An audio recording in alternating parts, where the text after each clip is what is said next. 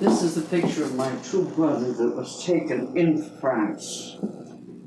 They met in tours in France. They were in different companies, but they met in tours. That I carry with me. That's the nicest picture of both of them. I'll carry my husband's picture, but I carry that.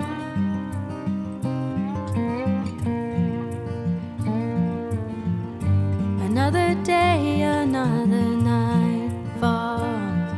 There's pieces on the floor, swept them underneath the door.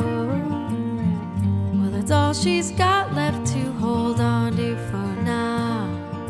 She put them all in their place to make sure they're not erased. And she thought she heard a whisper to be brave and stand tall. She smiled because she knew it was almost over. As the walls closed in, she gave it her all. Okay, Grandma, tell me about, what are we talking about?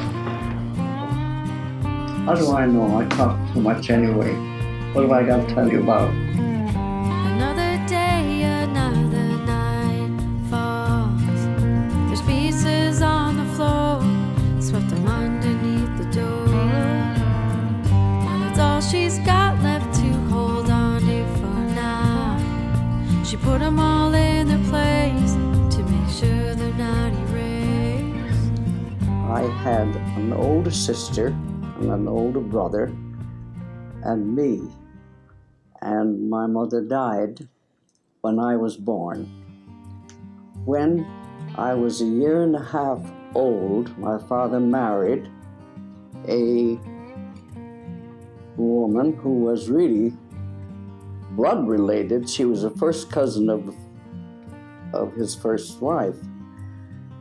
We were three, I told you we were three. My brother and sister and I were the first three.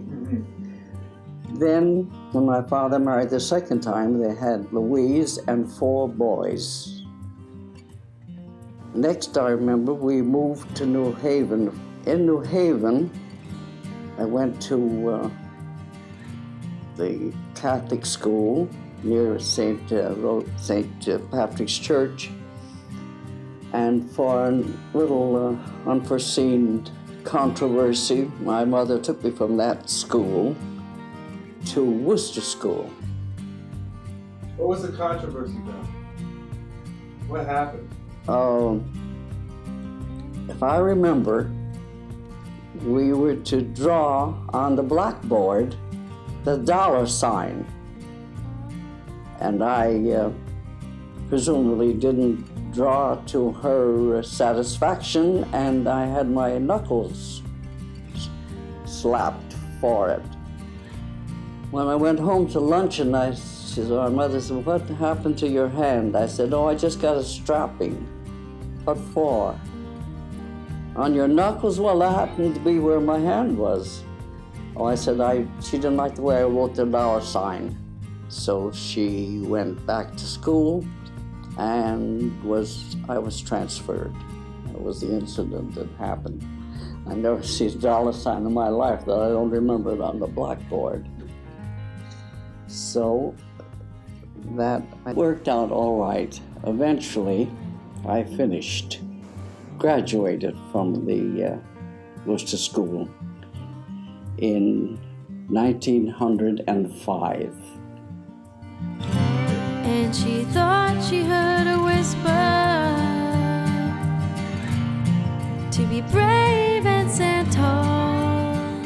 When it was October, then you get a work certificate from the City Hall, and to give a permission to go to work at 14. You had to have a permit to go to work at 14, which I had to do. Then I applied for a job and was the Bishop Box and Paste Company. It was in Union Avenue near the viaduct on Chapel Street. And that was really a grown-up's job. I run a machine which stripped paper boxes which held the locks. And I don't know exactly how long I worked there, not very long, because they moved to Stanford to be where the locks were made. In that day, $15 a week for a 14-year-old was good money. But when I come to get a job, my father wouldn't let me go to Stanford. So I got another job, and then you take a 14-year-old's job, which paid you $3 a week. And worked in a box shop, and I stripped boxes for shelves from Winchesters. See, at this time, I was 16, 17, and I was supposed to pay board at 18. Well, you couldn't pay board with $3 a week, so I went to the boss and I said, I have to have another job or a raise because now I have to pay board. And I got another job which paid me a whole sum of $5, which was better than $3. Then I went on a job where I did them by hand, put the labels on the Winchester boxes for shelves. And that was a piecework job, which I could do much better, and thereby was able to pay my board with that job. And, well, I worked there, I think 11 years, something like that. Then, and before that, I had worked a while in the paper box, the old Federal building, and that only paid $3 a week. And that was 60 hours, which I never could convince my grandchildren that that was possible, but it was, and no one would believe it. But everybody else did the same thing, so I wasn't exceptionally oddball. I was in the group with a number of other people. And she thought she heard a whisper to be brave and stand tall. Then I stayed home from my work. In May, my father had done a lot towards helping in the house. And where am I now?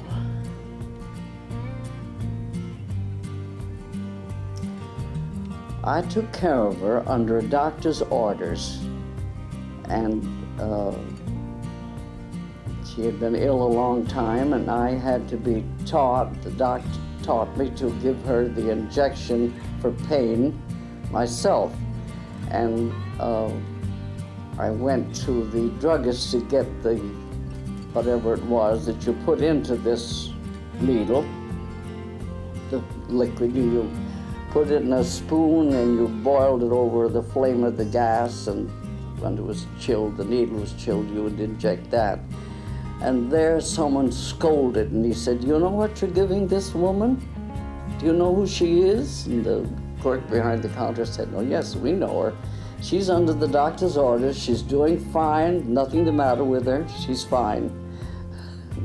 And so after there wasn't anything could be done for her, only to try to keep her comfortable. Reached a point where she no longer ate. She just really wasted. No one, her own daughters, little me's, could not come to see her because she would be so disturbed to see her that she was failing so. But I couldn't see this, being with her every day. That never impressed me that she was failing to that extent because I was with her.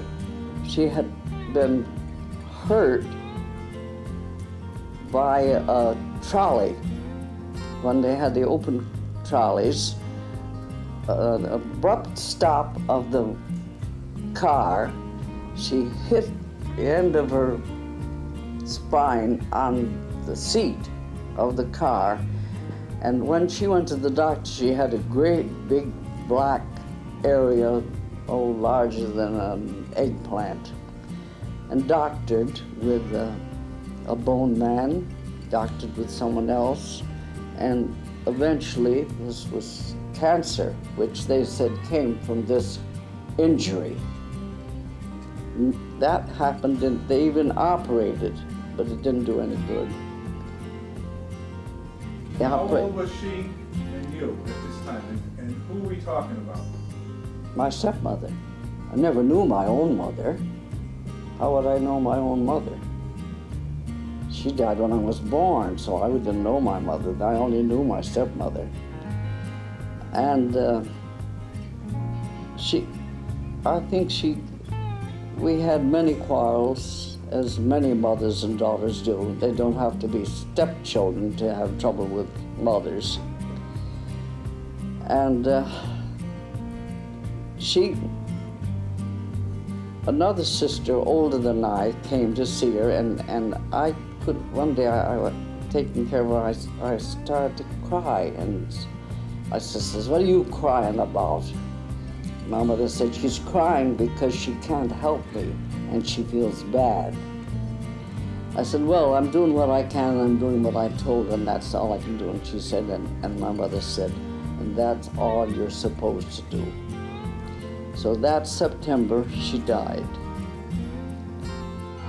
She's had enough and she grew bolder. She's only stronger now. She's battle scarred, but it's far from over.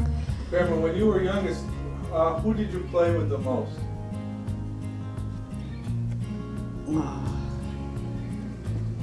The neighbor's children. Louise was my favorite one. We went everywhere together. That, of course, was after when we were that age. And she always outshone me. No matter what was to be done, she did it, and I, as a rule, couldn't, or was so far behind that I was ridiculed and laughed at. I couldn't jump fences, and I couldn't climb trees. She could, but we were good pals.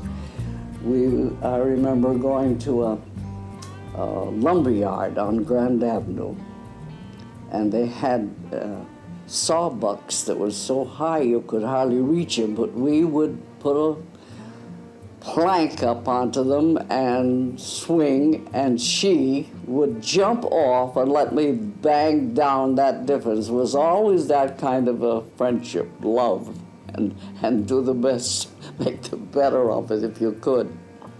My brother John, well, he would say, "If you get up tomorrow morning at 4 o'clock, you can go fishing with me." So I'd get up at 4 o'clock and get into the rowboat, which was just off of the dock where we lived. And we hadn't got to the breakwaters when I found out why I was asked to go fishing. I had to scoop the water out because the boat leaked, and I kept pouring pails of water out of the boat. So I wasn't really invited to do fishing. I knew what I was brought along for. You mean they never gave you a pole? Never. I'll be afraid of my life to take a fish off the hook, for one thing. But I went with him another time to Lake Saltonstall in a boat, and he could fish. And again, I didn't have to bail that out because you paid for that boat. You paid 25 cents to hire a boat for an hour. But I went with him. My other brothers, next one in line would be Phil. Phil, at that time they had bicycle races at the lighthouse. And I remember it was a great big, almost a bowl, and the bicycles would wheel up around it, and I was always go with Phil. My brother Frank would take me, to the theater, to pictures or to something, but he spent more time when he was really little, when he was working with a bakery. He would always bring home whatever donuts. He could bring plenty of sugar, so much sugar, because I liked a lot of sugar. You still do, Grandma. I do, it's true. And on the way, wherever he delivered the baked goods, if they had flowers in the yard, he'd say, I have to have some of those flowers for my sister Esther because she loves flowers. And he would come home every day in the summer, wherever there were flowers, this is what I got for you today. And she thought she heard a whisper to be brave and stand tall. Tell me a little bit about Annoy. Oh, she was a beautiful person. She objected to me very strenuously. She didn't want me to marry, she didn't want Ralph to marry me. And her only reason was that I was a Protestant. That was her first and foremost reason. And she didn't quite like how my sister Louise's marriage worked out, and she was so afraid for Ralph would be misused. But she accepted it. Tell me about when you got married. I got married? Well, we had to be married in the afternoon because I was a different faith. And we went to St. Michael's Church, which was Ralph's mother's church, and we got married in the rectory. We went back to Ralph's home for a wedding reception. And they served wine in the wash boiler, the copper boiler, help yourself. And the only one that I remember that had more than their share was my brother John. He never forgets that wedding because he said you could never drink any more than you did then, or he never cared to drink any more than that while he lived. There was a nice party. Was because I didn't have a mother, and my father and I had disagreed, and I wasn't living at home. I was living with my sisters at that time. And it was in January, very, very cold, only 12 below zero that year. We couldn't go to New York on our honeymoon because the trains didn't run. It was too cold. So at that time, they were building a hotel in Hartford. And it was a new hotel in Hartford, and that's where we went. At least the trains could go that far. We went to the theater at night, some show, and there was like a vaudeville. And people on the stage were shivering, you know, girls with not too many clothes, but it was very cold. And one of the comedians were on, and they talked, and said something about they were going to get married. And she said, yes, they were married New Year's. And he said, anybody who gets married on New Year's, they're crazy. They must be nuts entirely. And Ralph and I sitting in the audience, my notion, I said, you know what we are, don't you? This was said from the stage. They're nuts, anybody gets married. Well, we were, because it was bitter, bitter cold. And she thought she heard a whisper to be brave and stand tall. When did you move to this house? Lucille was 4 months old. Lucille was born in November 1918, and I bought this house in March of 1919. It's a long time. It's been a long time, and I'm still with it. It's really been a place of a lot of fun. Lucille was very popular. Anybody, this in fact, all of the girls at school, when she was in the teacher's college, would come, they could come, and then they'd go to rehearsal, and Lucille would call up and she'd say, Ma, can I bring company for supper? 5 people. Stu wants to know if he can come too. Never mind if he's a boy, he's with us. Of course he can come. And at that time, my brother Frank was visiting me, and I said, how do you like that? She wants to bring company. He says, what would you give them? I said, well, I have half a ham out there. I said, what will go good with this? He said, well, scalloped potatoes, says my brother Frank. He says, get them and I'll peel them for you and we'll get them cooking. He said, you're the biggest sap. I said, but this is her home. Anything she wants, anybody, and this house. But she would meet the boys. She met a group of them after Mass on St. Patrick's Church one Sunday, and they were all coming out. They had the basketball with them. Where they'd been practicing, where in the schoolyard. She said, we came to dinner. I don't know what she was saying, what do you mean, we came to dinner? So I had a sauce made, because Sunday Ralph wanted macaroni. And I said, well, I never would have enough for 5 or 6 of us with the 1 pound of macaroni, so I had to cook 2 different kinds of macaroni and serve, but it was cute. The boys, taking Ralph was the word, everybody loved Lucille, everyone. They stopped to the pastry store and brought a big box of pastry. I said, at least they were going to treat for dinner anyway, whether they came, and they had a load of fun. Anybody, this house, the rule that I made, I can't have any more than 12. 12 I can handle beautifully, but beyond 12, I'm through. So that was the limit. She could never have any more than 12. And many, many wonderful times we've had here, many parties. And the first one was when Lucille was a year old and in the high chair, and I made a cake with 1 candle, and I invited the children, all the little children, to come. They came, and then mothers came with them. They couldn't leave the children come alone. They would get lost. So all the mothers came with all the children to Lucille's first birthday. How we survived, I don't know. We had party after party. We had at one of the parties, for some reason, I can't remember exact, but anyway, one of the aunts says, we'll have hot dogs. So they light the oven, a couple of trays, because there was a really big crowd.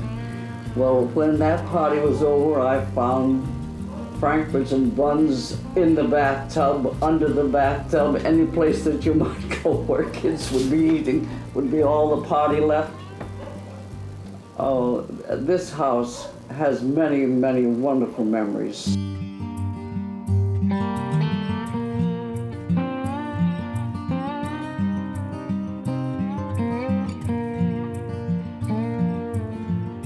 Another day, another night falls. There's pieces on the floor, swept them underneath the door. Well, that's all she's got left to hold on to for now. She put them all in their place to make sure they're not erased. And she thought she heard a whisper to be brave and stand tall. She smiled because she knew it was almost over. As the walls closed in, she gave it her all. And open bills pile up, so she bottles up the pain. Well, they don't get a say, so she sends them on their way. These restless nights, oh, lead to restless days. She wanted something to hold on to, something to get her through. And she thought she heard a whisper to be brave and stand tall. She smiled because she knew it was almost over. As the walls closed in, she gave it her all. She's had enough and she grew bolder. She's only stronger now. She's battle scarred, but it's far from over. She won't lose her way. No, she won't back So much going on, yet so much left undone. It all starts to feel the same, like the long unending chain. These rooms are full of noise, but there's unspoken pain. There's nowhere to hide, so she holds it all inside. And she thought she heard a whisper to be brave and stand tall. She smiled because she knew it was almost over. As the walls closed in, she gave it her all. She's had enough and she grew bolder. She's only stronger now.